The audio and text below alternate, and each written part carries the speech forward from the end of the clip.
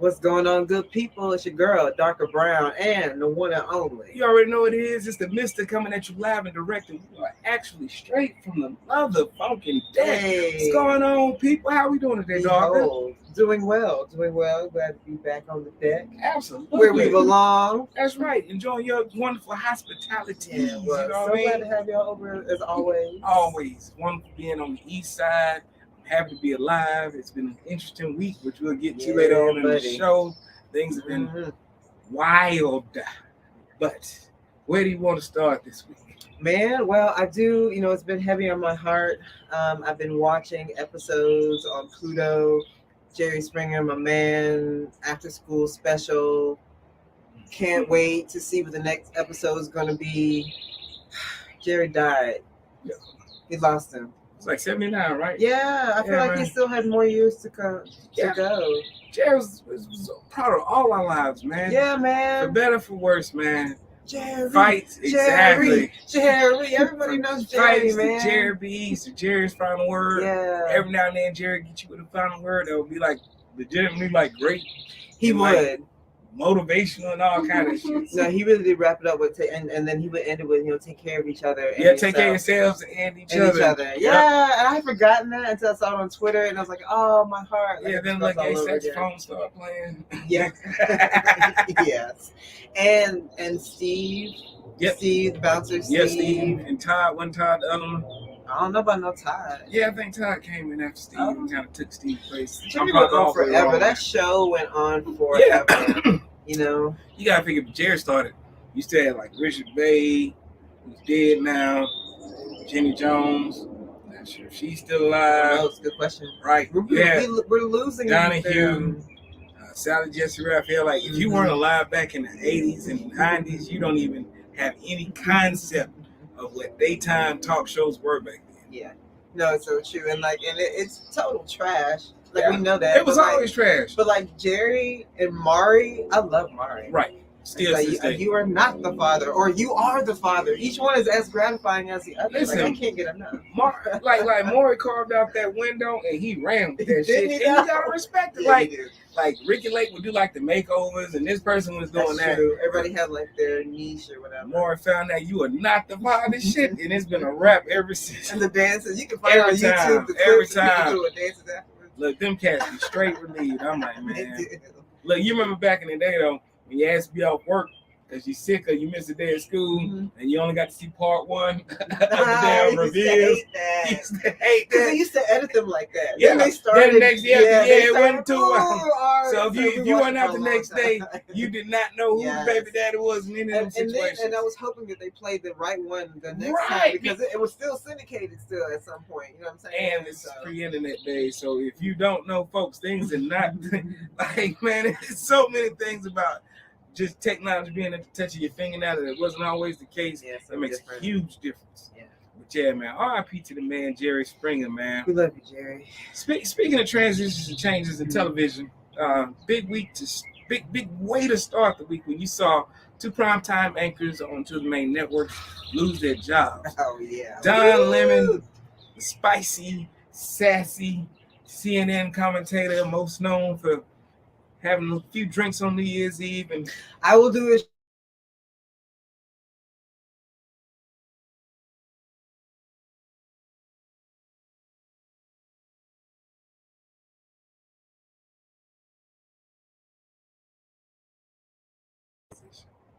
All right, we're back after a brief hiatus. We're talking about Don Lemon catching the boot from CNN after a long career, some great highlights and lowlights. Some Don offended the wrong people, and what happened to Don happens to people like us all the time.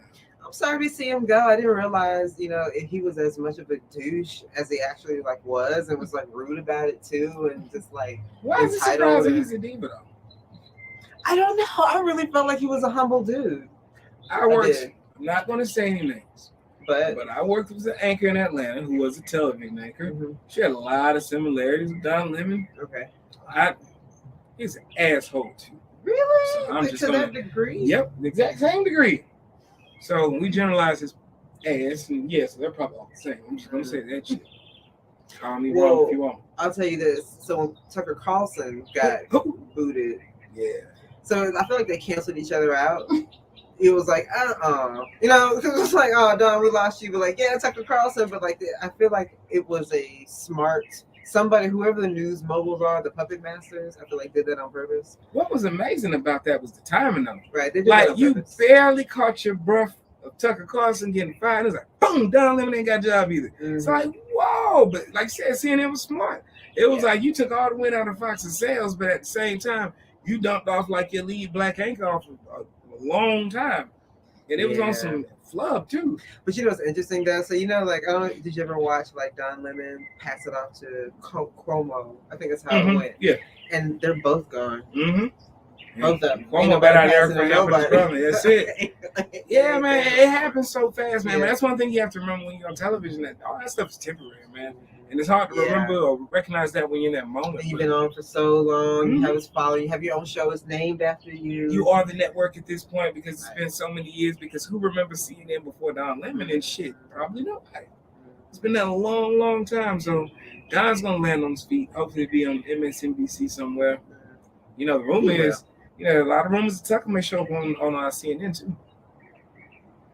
Exactly. Keep your eyes peeled on that. Because that is a situation. That's a gut punch. Exactly. But would it be surprising?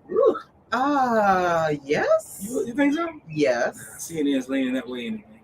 How? I don't know. I just don't like their leaning. Now that's a hard. That's more than a leaning. But he's been there before anyway too. Broken ankle. He's been there. Tucker Carlson on CNN. He's been there already, and he's already talking about I wasn't able to tell the truth where I was at, yada yada yada. So you know how that goes. I think my stomach twisted a little bit when you said that. Listen, we know they always fail up. I know the mediocre motherfuckers always in charge. Always. That's why they are where they are. And moving right along, I want to get into something that was crazy this week. Something else unbelievable. I live in one of the most safest, non-violent areas in the history of the planet. They caught a murderer from Texas, I think, in McDonough and Yo way too. Yeah. We're gonna get in Texas too, because it all falls in this story. So, long story short, there has been a succession of shootings in my neighborhood aimed at one general property. It's neither here nor yon, but it all comes back to the fact that why in the hell are civilians allowed to have military weaponry and they have no concept of the danger they put themselves and the general community into? Yeah. Welcome to Georgia. It's not even just Georgia, it's everywhere now. Like all these constitutional carry laws are going so far where, I mean, you literally just go to the store and pick a gun out and buy it and come home. And then claim that you were afraid and stay in your ground and go home. Right, because somebody knocked on your door. Yeah. You know, in my case, my house received 6 shots. I had a shot go through the garage and hit a car. And it's like you start to think about what if the car wasn't there, or what if I was getting in the car, or what if someone else was getting in the car. And then it also goes to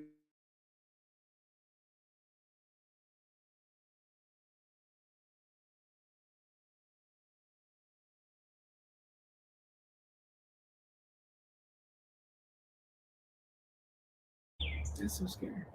And we're back. So getting back to it, but you know, everybody has the opportunity to walk around military machinery.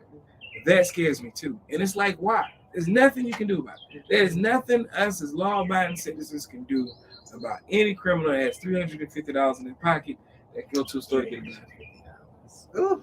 Our lives are in their hands. Yeah, it's true. Our lives are literally in their hands now. It's not fair, and it sucks, and I feel like the government should be doing more, or we should be able to do more. But I feel like what kind of recourse does anyone really have? I mean, it's legal to have guns. Absolutely. I mean, people do dumb shit in the streets and are inconsiderate of those that live around them. You know, no one has, what is it when you de-escalation skills. And so things just escalate because people don't know what else to do, and respect is such an overblown and not really a given thing. You know what I mean? Like everybody's so worried about it, ain't nobody giving it. Right. You know what I'm saying? And it's like, and what's that about? It feels like a problem you can't solve because one half of the actual government is totally intent on not changing anything, but the rest of us are held hostage at the whims of any person who has enough finances to purchase a firearm. And, it's unfortunate, but you can have a firearm and kill 15, 20, 30 people in a matter of seconds. Not even full minutes, but seconds. Yeah. You know what I mean? You have that kind of artillery now. You had a situation in Alabama at the Sweet 16 party. A speaker falls over. Sounds like a gunshot. Sounded like a gunshot. All of these children at a Sweet 16 birthday party begin to pull their guns out, show that they have guns, because whoever just shot, which wasn't a shot but was a speaker falling, we all got guns now. In the process, everybody pulling out the guns and showing their guns. Of course, one gun goes off, and now everybody's shooting at each other at a Sweet 16 party because the speaker fell over. Situation in Texas. The gentleman's in his yard with a rifle, shooting out in the wilderness, out of his front yard with a rifle at 11:30 at night. Wow. The neighbor comes over to complain and says, "Hey, it's 11:30 at night. Do you mind not, shooting that rifle? I have a baby sleeping." They go in the house because, hey, whatever. He follows them in the house. She's killed 5 people and 2 children. What are we doing? Why? What's the rationale behind this? I understand Constitution to carry, blah, blah, blah, Second Amendment. This is stupid. This is dumb. This is really, really dumb. So why do everybody else's rights surpass everybody else's rights? Right. Like, why are the people throwing the temper tantrum? I don't know. Why is everything so... We are literally bending over backwards to not say someone didn't lose an election. These things shouldn't be complicated. Things that literally were common sense 8 years ago. Maybe. Right. Are just absolutely foreign now. You know what I mean? Like, we can't just say, I lost an election. No. We have to sue. Then we have to make upvotes. Then we have to report. And continue to lose. Like, losing is part of the cycle. We have to plead executive privilege, but we continuously telling everybody the election was stolen. Yet put up one single piece of evidence. And yet we're changing all these laws in all these states to say that we got to do this to protect elections. But nobody's ever shown me any hint of anything other than this piece of shit lost and doesn't want to own it. Wait, but did you hear that Fox is going to be able to write off some of the Dominion? Yes.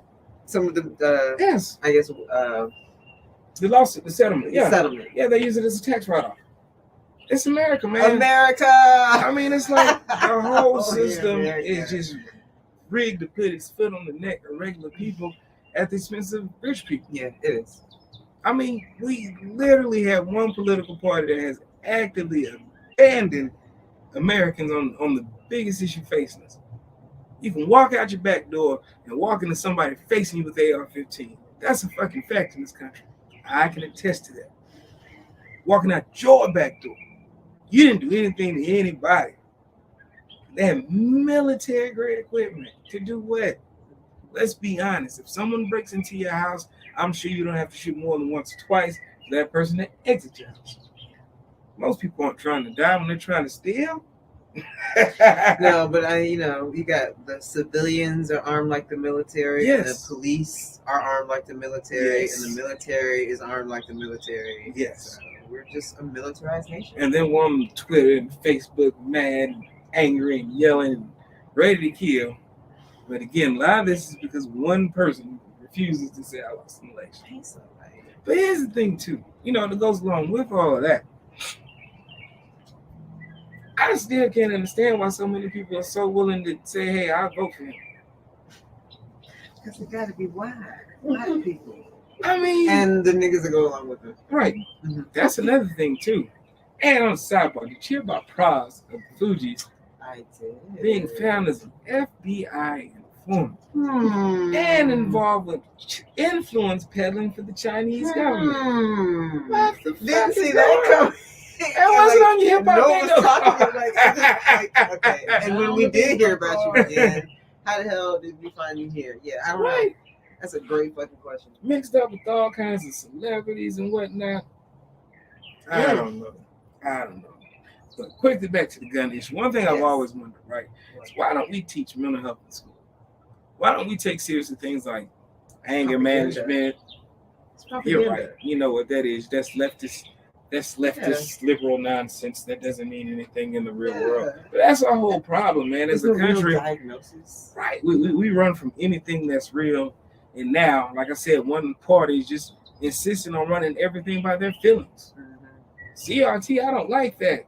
It hurts my feelings. I don't like diversity, equity, and inclusion.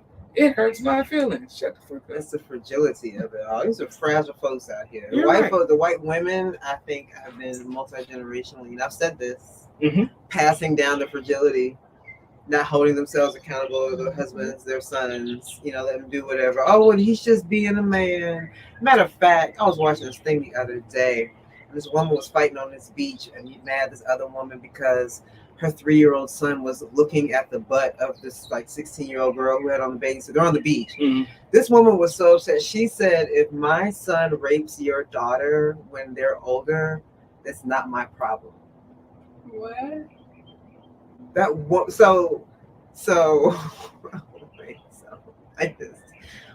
The way that she removed herself from having anything to do with the fact that her son would have been a rapist, right, and put it on the woman. That's the problem. That's what men do. You put it on the woman. So you're a woman putting it on women. You are part of the problem. Absolutely. With a son. Exactly. Out here saying that we have to police this woman so her son can continue being fragile. Mm-hmm. See what I'm saying?